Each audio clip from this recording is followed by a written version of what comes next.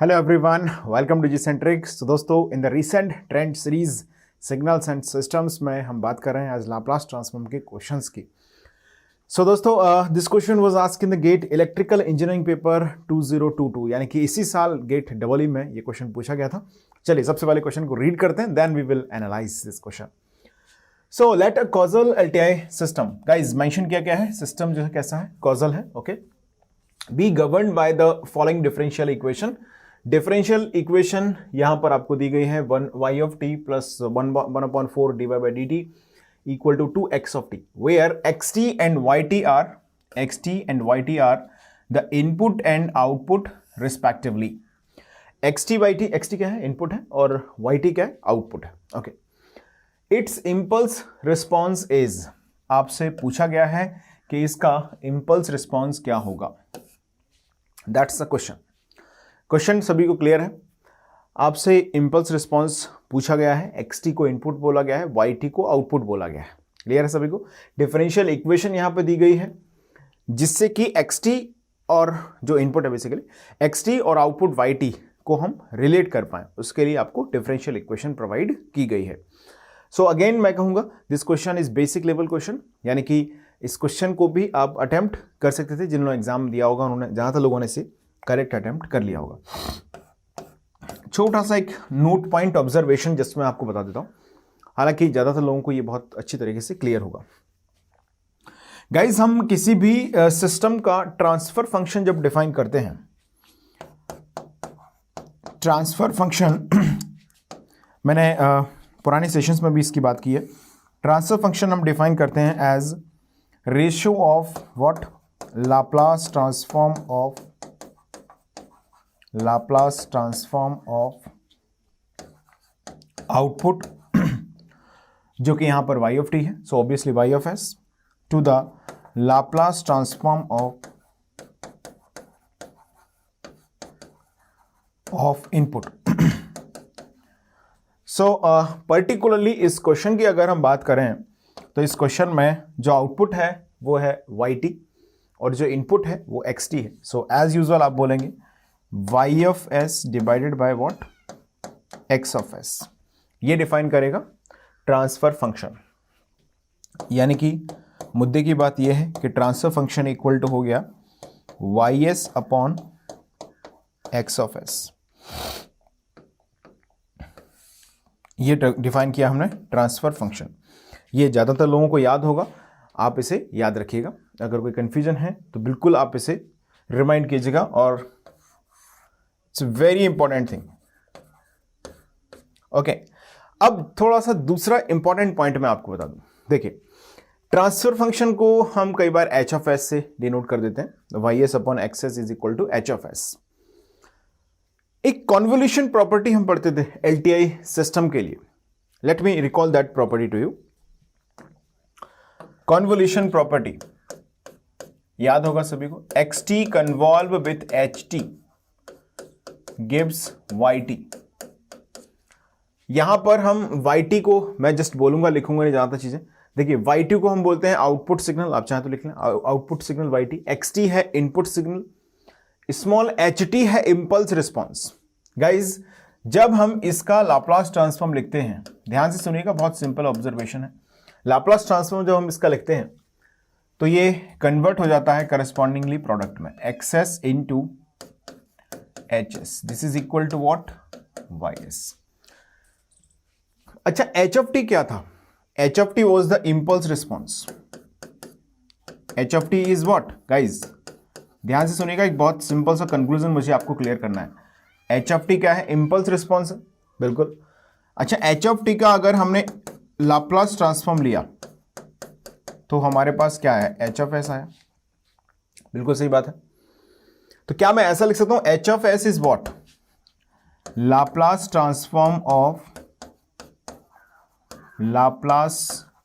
Transform of impulse response. एक एक word को ध्यान से सुनिएगा, आप बहुत आसानी से कॉन्सेप्ट को रिलेट कर पाएंगे, और जब आप रिलेट कर पाएंगे तो कंक्लूड करेंगे तो थोड़े से डिफिकल्ट क्वेश्चन भी अगर पूछे जाएंगे तो उनको आप आसानी से आंसर कर पाएंगे। देखिए कॉन्सेप्ट को समझना भी है, और concept one concept related to each other अगर है तो आपको उसे रिलेट करना भी आना चाहिए। जब आप कॉन्सेप्ट को कनेक्ट करते हैं आपस में, तो आप जो मॉडरेट से डिफिकल्ट लेवल के क्वेश्चंस होते हैं उनको भी हैंडल कर पाते हैं। बेसिक क्वेश्चन तो कोई भी कर सकता है, फॉर्मूला याद किया, डायरेक्टली अप्लाई किया, आंसर आ गया। कॉन्सेप्ट को जब आप जोड़ना सीख जाएंगे आपस में, तो आप डिफिकल्ट क्वेश्चंस को भी हैंडल करना सीख जाएंगे। समझिएगा ध्यान से। हालांकि कोई बहुत स्पेसिफिक कॉन्सेप्ट नहीं, जस्ट मैं रिकॉल कर रहा हूं for your convenience purpose. Okay, देखिए एच ऑफ एस हमने क्या लिखा, Laplace transform of what, impulse response, that is h of s. Okay, क्या मैं यहां से एच ऑफ एस की वैल्यू लिख सकता हूं, x into h s equal to what, y s, क्या मैं ऐसा बोल सकता हूं? गाइस ध्यान दीजिएगा, दो बातों को मैं जोड़ने वाला हूं, y s upon x s, Laplace transform of impulse response. अच्छा, ये तो ट्रांसफर फंक्शन हुआ करता है, अभी बताया ना, this is what transfer function. तो क्या हम यहां से ऐसा बोल सकते हैं कि जो किसी सिस्टम का ट्रांसफर फंक्शन है, देखिए मैंने यहां पर क्या बोला, transfer function equal to what, y s upon x s. यहीं पर मैंने क्या रियलाइज किया कि जो इंपल्स रिस्पॉन्स है उसका लाप्लास ट्रांसफॉर्म क्या है, एच ऑफ एस है, यही ये भी इक्वल टू क्या है, y s upon x s है। यानी कि क्या हम ऐसा बोल सकते हैं, फाइनल कमेंट मैं इसमें दे रहा हूं जो आपको दिमाग में रखना है। क्या है कमेंट, सुनिएगा ध्यान से। Laplace transform of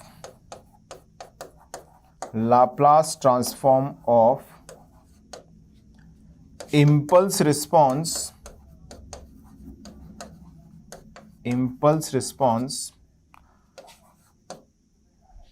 response means what guys, h of t of the system, Laplace transform of impulse response h of t of the system defines transfer function. क्या डिफाइन करता है दोस्तों, डिफाइंस ट्रांसफर फंक्शन। ये important line है, ये मैंने आपको mathematically यहां पर कनेक्ट करके बता दी है। देखिए ट्रांसफर फंक्शन हमने डिफाइन किया, y s upon x s, Laplace transform of impulse response हमने डिफाइन किया, वाई एस अपॉन एक्सेस। तो क्या मैं ऐसा बोल सकता हूं कि हमें जो सिस्टम दिया गया है उस सिस्टम का हम ट्रांसफर फंक्शन निकाल लें और उस ट्रांसफर फंक्शन का इनवर्स लाप्लास ट्रांसफॉर्म ले लें, तो क्या इंपल्स रिस्पॉन्स आ जाएगा? एग्जैक्टली। यानी कि आप बोल सकते हैं यहां से h of t is equal to inverse Laplace transform. Inverse Laplace transform कई बार ऐसे लिखते हैं, लाप्लास ट्रांसफॉर्म लिखा, ऊपर माइनस में लिख दिया, इसका मतलब है ट्रांसफर फंक्शन का क्या लिया जा रहा है, इनवर्स लाप्लास लिया जा रहा है।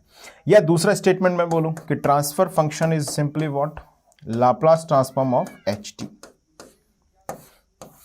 मित्रों इस बात को आप जैसे भी समझना चाहें याद रखना है आपको। ओके, अभी मैंने आपको थोड़ा सा कनेक्ट करके जरूर बता दिया है स्टेटमेंट्स को, तो आप इसको नोट कर लें एक बार। लेकिन अब on the for onwards observations आपको कंट्रोल सिस्टम में भी ये डेफिनेशन यूज होगी, वहां पर भी काम आएगी। ओके, समटाइम नेटवर्क में थोड़ा रेयरली, बट कंट्रोल में फ्रीक्वेंटली यूज होगी डेफिनेशन ये वाली, और सिग्नल्स में भी। तो जल्दी से आप इसको नोट कर लें। लिख लिया है सभी ने? यहां तक कोई कंफ्यूजन की गुंजाइश यहां तक नहीं होनी चाहिए, मुझे उम्मीद है। आगे बढ़ सकते हैं। चलिए अब वापस से क्वेश्चन पर आ जाते हैं। सो दोस्तों आपको डिफरेंशियल इक्वेशन यहां पर दे दी गई है सिस्टम की। डिफरेंशियल इक्वेशन से क्या हम ट्रांसफर फंक्शन लिख सकते हैं? बिल्कुल लिख सकते हैं, क्या दिक्कत है? चलिए लिखते हैं। क्या है differential equation? y of t plus 1/4 times of dy by dt is equal to 2x of t. 2x of t सही लिखा है यहां तक guys? Time differentiation property side में मैं रिकॉल कर देता हूं। हालांकि ये प्रॉपर्टी बहुत फ्रिक्वेंटली यूज हुई है प्रीवियस ईयर्स क्वेश्चन डिस्कशन में, तो मुझे उम्मीद है कि अब सबको याद हो गई होगी, है ना? नहीं भी है कोई बात नहीं, मैं लिख देता हूं, बट ऐसा कुछ है नहीं इसमें बहुत ज्यादा। एस एफ एस अंडरस्टूड है, D F by d T gives S F S. अगर आप सेकंड ऑर्डर करेंगे, थर्ड ऑर्डर करेंगे, तो इस तरह से पावर एस की यहां पर बढ़ती जाएगी। एनथ ऑर्डर डेरिवेटिव में हम बोल सकते हैं s n f s, simple. So guys y of t, y of s plus 1/4 dy by dt s y s, correct है बिल्कुल, 2x of s, all right. Taking y of s common और इधर भेज रहा हूं मैं x of s, एक step में गायब कर रहा हूं, ठीक है। सो ये आ जाएगा 2/1 प्लस s बाई 4। थोड़ा सा सभ्यता से लिखेंगे तो ऐसे लिख सकते हैं, ys upon x s is equal to, कितना आ गया बोलो, मुझे दिख रहा है 8/s प्लस 4। इतना ऑब्जर्वेशन सभी को क्लियर है देशवासियों? क्या ये ट्रांसफर फंक्शन है? Exactly this is what transfer function, ys upon access. क्या किया जाए, हमें क्या पूछा गया है, क्वेश्चन को एक बार पढ़ते हैं, पहले इसको नोट कर लो, इतना पहले नोट कर लो। लिख लिया है सभी ने यहां तक? जल्दी से लिखो। लिखा, स्क्रीन को रोक के लिख दिया करो। जल्दी से लिखने का मतलब ऐसा नहीं कि मैं यहां पर आपको वेट करा रहा हूं, आपको स्क्रीन को रोकना है, लिखना है, फिर स्क्रीन को प्ले कर दो। चलो भाई, क्वेश्चन में क्या बोला गया है? क्वेश्चन में बोला गया है फाइंड इट्स इंपल्स रिस्पॉन्स। अच्छा, इंपल्स रिस्पॉन्स मींस व्हाट? आपको जो ट्रांसफर फंक्शन दिया है उसका इनवर्स लाप्लास ले लो, आंसर आ जाएगा। बाय डिफॉल्ट हम क्या लेते हैं? कॉजल। एक बार ऑप्शन पे भी नजर डाल लें तो सब जगह यूटी है, मतलब कॉजल की ही बात की गई है। बात समझ में आ गई है? ओके, चलिए तो अब यहां पर कुछ और प्रॉपर्टीज हम यूज करेंगे। जो भी प्रॉपर्टी हम यूज कर रहे हैं यहां पर बहुत फ्रीक्वेंट प्रॉपर्टीज में से एक है गाइस, यूटी का लाप्लास ट्रांसफॉर्म 1/s होता है। अगर हम इसको मल्टीप्लीकेशन बाय एक्सपोनेंशियल कर दें यूटी को, जैसे मान लीजिए मैंने लिखा e⁻⁻80 ut, तो मित्रों ये हो जाएगा 1/s प्लस a। इसी तरीके से अगर मैं बोलूं e⁻80 ut, तो दोस्तों ये हो जाएगा 1/s माइनस a। इसे हम बोलते हैं multiplication bye exponential property of Laplace transform. हालांकि हम जनरल वे में ऐसे लिखते हैं ft gives f of s, then f of t into e of minus at will give f of s plus a। अब यहां पर पर्टिकुलरली ही डायरेक्टली हम यूज कर रहे हैं तो डायरेक्टली इसको लिख सकते हैं, कांस्टेंट को कोई फर्क नहीं पड़ेगा। तो h of t will give inverse Laplace transform of transfer function that will be equal to what?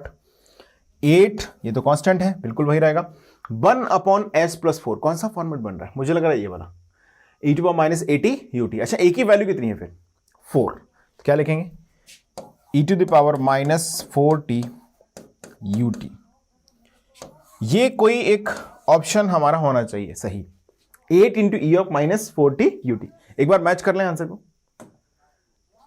8 into e⁻4t, which one is correct? I think option D is right answer ना दोस्तों? सभी का आ गया ऑप्शन डी राइट आंसर। आसान सा question था, बहुत आसान था। डेफिनेशन पता है किसी को ट्रांसफर फंक्शन क्या है? पहली चीज। दूसरी चीज, इंपल्स रिस्पॉन्स एक्चुअली क्या डिफाइन करता है? एक्चुअली डिफाइन करता है inverse Laplace transform of transfer function, या हम ऐसे बोलें कि इंपल्स रिस्पॉन्स का अगर लाप्लास ट्रांसफॉर्म लिया जाए तो बन जाता है ट्रांसफर फंक्शन। बात समझ में आ गई सभी को? जल्दी से नोट कर लें आप इसको। इतना लिख लिया होगा सभी ने पहले, ये भी नोट कर लिया, यहां तक पहुंच गए।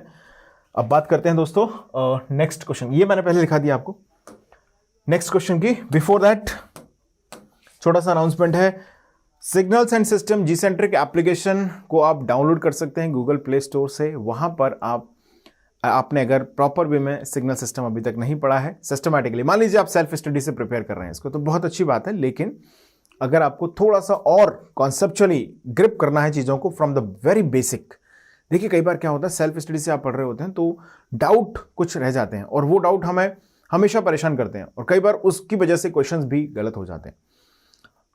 आपको फाइनेंशियली बहुत ज़्यादा बर्डन ये नहीं देने वाला है, बहुत ही अफोर्डेबल फी स्ट्रक्चर पर अवेलेबल है और क्वालिटी वाइज मैं आपको इंश्योर कर दूं तो आपको एक कॉन्फिडेंस सब्जेक्ट के अंदर जो अभी तक अगर नहीं है तो वो आपको ये दे देगा। और भरपूर क्वेश्चंस मैंने करे हुए हैं वहाँ पर, जैसे नॉन गेट क्वेश्चंस हैं जिससे कि फंडामेंटल आपको समझ में आए, कॉन्सेप्ट आपके क्लियर हो, और गेट के प्रीवियस क्वेश्चन भी मैंने कराए हुए हैं तीनों ब्रांचेस के, electronics, electrical, instrumentation, topic wise. तो वहाँ पर आपको एक इस पर्टिकुलर टॉपिक को हमने पढ़ लिया, अब उस टॉपिक में किस तरह के क्वेश्चन अभी तक के बने हुए हैं, मतलब क्या वेराइटीज़ हैं, किस तरह से आपको इस सब्जेक्ट को, इस टॉपिक को समझने की ज़रूरत है, सब्जेक्ट को और अच्छी तरह से डीप वे में एनालाइज करने के लिए। तो वो प्रीवियस क्वेश्चन मैंने वहाँ पर उसी के साथ अटैच भी किए हुए। उस पर्टिकुलर टॉपिक है। मान लीजिए आपने कोई टॉपिक पढ़ा लाप्लास ट्रांसफॉर्म, तो उसके जो प्रीवियस क्वेश्चन है वो हम उसी समय पर सॉल्व कर रहे हैं। तो इससे क्या है कि हमको एक वे ऑफ क्लियर हो रहा है कि इस तरह से आपको इस सब्जेक्ट को पढ़ने की जरूरत है, क्योंकि क्वेश्चन जैसे बनते हैं उसी फॉर्मेट में हमको पढ़ना पड़ता है सब्जेक्ट को। इंजीनियरिंग सर्विस एग्जामिनेशन है, उसका पैटर्न अलग है, तो उसके लिए आप जब पढ़ रहे हैं सब्जेक्ट को तो आप उसके प्रीवियस क्वेश्चंस नहीं देखेंगे तो आपको आइडिया नहीं होगा कि आपको कैसे पढ़ना है, किसी भी एग्जाम के लिए हो। ओके, सो बहुत सिस्टमैटिक वे में सब्जेक्ट अवेलेबल है और बहुत ही अफोर्डेबिलिटी के साथ अवेलेबल है, तो आप उसे ज्वाइन करें और अपनी जर्नी को, इस सब्जेक्ट को बहुत स्ट्रांग आप इसमें बना सकते हैं। चलिए दोस्तों, अगले क्वेश्चन की बात कर लेते हैं। Next question, GATE instrumentation again this year question 2022, 2022 का ही क्वेश्चन है ये भी, इंस्ट्रूमेंटेशन पेपर में पूछा गया। चलिए पढ़ते हैं क्वेश्चन क्या है। The signal xt is equal to, दिया है t-1 whole square ut-1, okay, where ut is the unit step function, बहुत बढ़िया, has the Laplace transform x of s, the value of x1। कुल मिला के बोला यह गया है कि जो xt है उसका लाप्लास ट्रांसफॉर्म, xt आपको दिया गया है ना, t-1 होल स्क्वायर ut-1, ये xt आपको दिया गया है, इसका लाप्लास ट्रांसफॉर्म अगर x ऑफ s है, ओके, ये है। अब आपसे पूछा है कि x1 की वैल्यू कितनी होगी, यानी कि s का जो एक्सप्रेशन आएगा x ऑफ s का, उसमें s इक्वल टू 1 रखेंगे तो ये आ जाएगा, ठीक है। इसका आपको वैल्यू बताना है। क्वेश्चन सभी को क्लियर हो गया? अगेन मैं कहूंगा बेसिक क्वेश्चन है, इतना तो है कि आप इसे अटेम्प्ट कर पाएंगे। देखो प्रॉपर्टीज बेस्ड है, तो आप उस बेसिस पे बोलना चाहो तो बोल दो कि मॉडरेट क्वेश्चन है, ओके, क्योंकि आपको प्रॉपर्टीज ऑफ लाप्लास ट्रांसफॉर्म तो यूज करनी पड़ेंगी दोस्तों, उससे बच नहीं सकते। ओके, चलिए, तो मुझे उम्मीद है कि काफी लोगों ने इसको सही से आंसर कर भी लिया होगा। Now I am going to solve this question. See guys, xt आपको दिया गया है t-1 होल स्क्वायर ut-1। देखो एक तो मुझे बहुत क्लियर प्रॉपर्टी इसमें दिख रही है, वो है टाइम शिफ्टिंग वाली, दिख रही है सभी को? कुछ ऐसा सिग्नल हुआ करता होगा टी स्क्वायर यूटी, अब उस टी स्क्वायर यूटी को उन्होंने टी को t-1 बना दिया, तो ऐसा कुछ आ जाएगा। देखो t-1 whole square ut-1।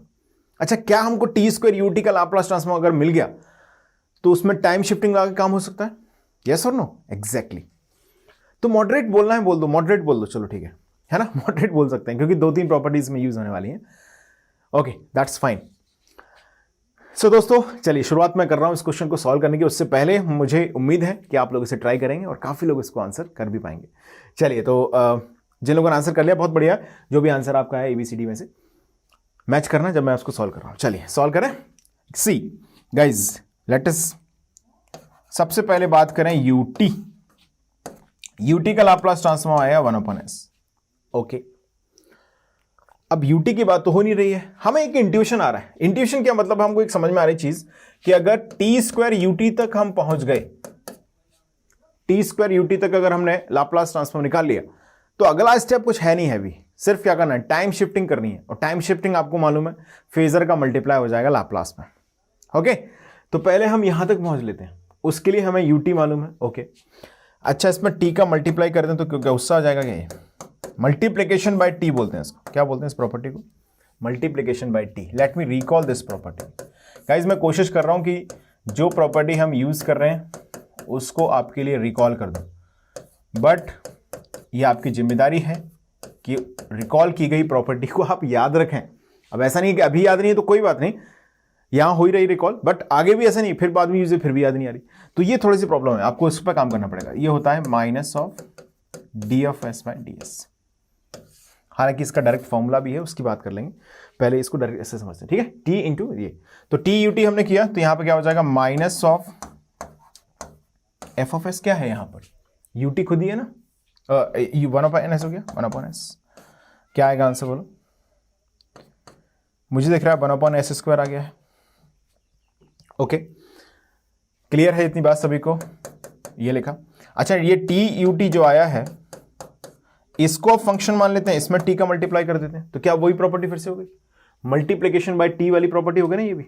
T into T F of T become F of S, T into F T become minus D F by D S. अब यहां पर मैंने टी एफ टी इसको मान लिया, एफ टी इसको मान लिया, टी यू टी को, T U T into T. अब क्या बोलेंगे फिर से,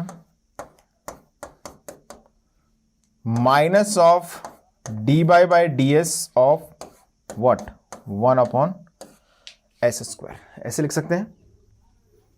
सही लिखा है। देखिए ये टी यू टी को हमने फंक्शन माना, मल्टीप्लीकेशन बाय टी किया तो minus of D F by d T हो गया। ओके, इसको सॉल्व करिएगा, डिफरेंशिएशन है, कर लोगे, हो जाएगा। आंसर लिख दो, बिल्कुल 2/s³। अरे डिनोमिनेटर में s² टू द स्क्वायर हो जाएगा, न्यूमिनेटर में इसका वैल्यू कितना आएगा, 0 डिफरेंशिएशन 0 माइनस 2 इंटू एस, सो एस कैंसिल हो जाएगा, 2/s³ बचेगा, दैट्स ऑल। तो मित्रों हमारे पास t² ut का लाप्लास ट्रांसफॉर्म आ चुका है, क्या है, 2/s³, दैट्स ऑल। यही मैं आपसे बोल रहा था कि t² ut हमको एक बार अगर मिल गया तो अगला स्टेप बहुत क्लियर है। बोलो क्या है, टाइम शिफ्टिंग। क्या पूछा है, t-1² इंटू ut-1। बहुत क्लियर कट ऑब्जर्वेशन है कि टाइम में अगर हम इसको 1 से शिफ्ट कर दें, डिले कर दें, तो हमारे पास ये फंक्शन आ जाएगा जो xt है। ओके, यानी कि डिले बाय t = 1, तो आ जाएगा t-1² ut-1। मित्रों यही तो है xt जिसकी बात हो रही है। See it's Laplace transform will be, याद करो time shifting property, F of T gives F of S. F of T का लाप्लास ट्रांसफॉर्म क्या है दोस्तों, अगर एफ ऑफ एस है तो अगर हम इसे टाइम शिफ्टिंग कर दें, मल्टीपल टाइम यूज्ड प्रॉपर्टीज हैं, तो मुझे उम्मीद है कि अब आप सभी को ये याद हो गई होंगी। यहां पर प्लस आ जाएगा, यहां पर भी प्लस आ जाएगा, ठीक है। तो 1 से शिफ्टिंग हो रही है तो 2/s³ इंटू e⁻s। क्लियर है सभी को, अरे 1 है ना, s इंटू 1, ठीक है, इतना आ गया सभी का। अब हमें आंसर जो पूछा गया है वो 2/s³ e⁻s नहीं पूछा है, इन्होंने बोला है कि यहां पर s को इक्वल टू 1 रखो, x1 बताओ, यही क्वेश्चन, x1 बताओ एट s = 1। देखिए हमारे पास x of 1 आ चुका है, सॉरी x of s आ चुका है। What we got guys, we got 2/s³ into e⁻s, ये आ गया है। अच्छा s = 1 इसमें पुट कर देते हैं, क्या आएगा बोलो, x1 = आएगा 2/1³ इंटू e⁻1। 2/e आ गया क्या आंसर, 2/e, मुझे लग रहा है 2/e is the correct answer, I think 2/e is option number B, that's will be the correct answer of this question. Understood. चलिए अब थोड़ा सा ना एक आपको फॉर्मूला भी बता देता हूं उसका, बहुत जल्दी से आंसर इससे आप कर पाएंगे। पहले इसको नोट कर लो यार दोस्तों, जल्दी से लिखो, पहले इसको फटाफट से नोट करेंगे, बहुत जल्दी से नोट करेंगे, बहुत जल्दी से। लिखा, स्क्रॉल करते जा रहा हूं, आपको दिख भी रहा है कि नहीं, पहले इसको नोट करो, इतना लिखो। नोट कर लिया है, ओके, इसको लिख लो। अब यहां से लिखो, यहां तक पहुंच गए, लिख लिया सबने इतना, चलो भाई हो गया, डन हो गया। चलिए अब आपसे मैं एक प्रॉपर्टी बताता हूं, देखो हम बोल रहे हैं ut gives Laplace transform 1/s। Okay, अगर हम इसमें t⁻n ut कर दें तो ये हो जाता है फैक्टोरियल n/s⁻n+1। ये प्रॉपर्टी मैंने डिस्कस करी हुई है गाइज। यहां पर n की वैल्यू है कितनी, t² 2, तो t² ut ये डायरेक्टली आ जाएगा यहां से factorial 2 divided by s³। Okay, तो ये आ गया क्या, x of s। सो अगर आप पुट करेंगे तो 2/, अब हमें टाइम शिफ्टिंग भी इसकी करनी है, t-1 ut-1 तो ये आ जाएगा 2/s³ इंटू e⁻s। इसमें डायरेक्टली पुट करेंगे, आंसर आ जाएगा। ओके, सो डायरेक्टली भी आप इसको आंसर कर सकते थे, तो इस लिहाजे से हम बोल सकते हैं कि बेसिक क्वेश्चन, एक्चुअली ये क्वेश्चन बेसिक ही है। अंडरस्टूड है सभी को। चलिए जल्दी से इसको नोट करेंगे। सो दोस्तों मिलते हैं नए सेशन में, जहां पर बात करेंगे रिसेंट ट्रेंड सीरीज के अंदर जेड ट्रांसफॉर्म पर आए हुए क्वेश्चंस की, जिसमें गेट इलेक्ट्रिकल, इलेक्ट्रॉनिक्स, इंस्ट्रूमेंटेशन के क्वेश्चंस लास्ट 3 ईयर्स में कैसे क्वेश्चंस आए हैं, क्या डिफिकल्टी लेवल है, इसकी हम चर्चा करेंगे। लाप्लास ट्रांसफॉर्म में आपने एक चीज समझ ली होगी, लाप्लास ट्रांसफॉर्म में हमारे अभी तक के जो क्वेश्चन सभी मैंने डिस्कस कर दिए, जो लास्ट 3 ईयर्स में आए हुए, उन सभी में डिफिकल्टी लेवल के तौर पर कोई भी क्वेश्चन ऐसा नहीं है जो अटेम्प्ट नहीं हो सकता है। मतलब बहुत हाई फाई जिसको बोलते हैं ना, एकदम से कंफ्यूज कर दिया उस क्वेश्चन ने, समझ में नहीं आ रहा। आप देख पा रहे हैं बेसिक से, ये क्वेश्चन भी बेसिक से लेके मॉडरेट लेवल तक के क्वेश्चन डिफिकल्टीज में है। मॉडरेट लेवल भी आप इसीलिए बोल पा रहे हैं कि 2-3 प्रॉपर्टीज एक साथ यूज हो रही हैं, 2-3 प्रॉपर्टीज का इन्वॉल्वमेंट है, और इससे ज्यादा मॉडरेट लेवल, इससे ज्यादा एनालिसिस में कुछ भी वो नहीं है। आप अगर प्रॉपर्टीज को देखो, आपको जो टूल्स हैं, मान लीजिए हमें कोई मशीनरी है, उसको रिपेयर करना है या उसको डिजाइन करना है, तो आपको टूल्स तो चाहिए होंगे ना, हाथ से थोड़ी नट बोल्ट कस दोगे। तो ऑब्वियस है वही बात है कि लाप्लास ट्रांसफॉर्म, जेड ट्रांसफॉर्म, जितने भी हैं, फोरियर ट्रांसफॉर्म, फोरियर सीरीज, इन सभी के जो प्रॉपर्टीज हैं, जो फॉर्मूलेज हैं, वो आपको याद करने ही पड़ेंगे, बाय हुक और बाय क्रुक। तो उनके समरी नोट्स आप बना सकते हैं और दीवार पर चिपका के थोड़ा सा समय समय पर उनको रिकॉलिंग आप करते रहें, रिवाइजिंग आप करते रहें, तो इससे भी थोड़ा सा आपका जो कॉन्सेप्ट है वो इतना ग्रिप क्लियर हो जाएगा इस बारे में। चलिए तो दोस्तों, तो मिलते हैं अगले सेशन में। जेड ट्रांसफॉर्म के क्वेश्चंस के डिस्कशन करेंगे क्वेश्चंस का, और उनके डिफिकल्टी लेवल का भी विश्लेषण किया जाएगा। सो धन्यवाद आप सभी का।